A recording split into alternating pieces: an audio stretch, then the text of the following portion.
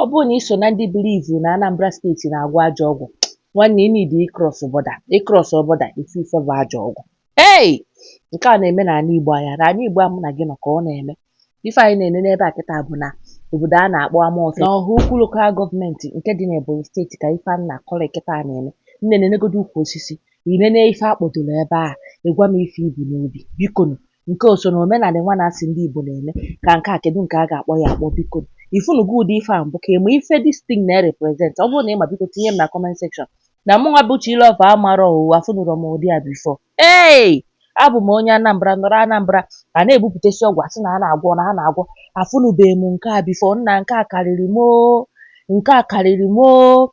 Agwọcha ajọ eburu ebo nwa bebi kpọdie n'elu ukwu osisi. A live tree. Ukwu osisi a toro ogo nnọọ ka Iroko tree. Ọ dị fucking long.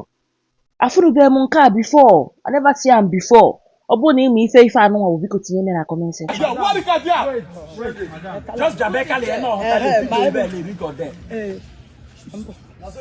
When you are done videoing, you now bring her.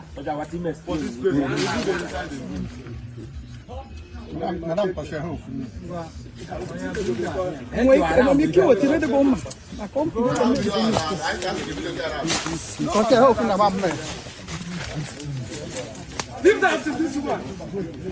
Give back the ball. This is nailed on a living tree, as tall as Iroko tree.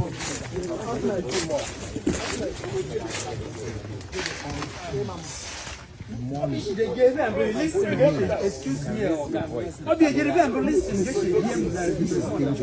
Can go close and see nail. Money.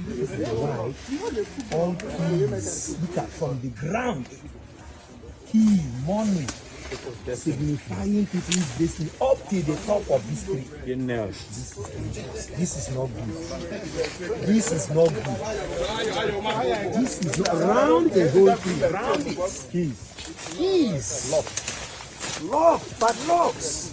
You can bring with. Ife na-eme n'Ebonyi steeti kịta as I'm speaking to you, that is iwe ha ka ha ji ababe ndị dibịa, ndị ajọ dibịa na-egbupụtasị ọgwụ niile fa na-agwọ n'Ebonyi steeti ọsọ na-agba.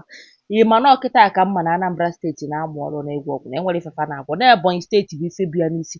A sị na ife fa na-alụ bụ ikechikọ ụmụnne fa tọgbọ na ihe niile ịfụ ikechikọ onwe nke ebupụtara the other day. Hey!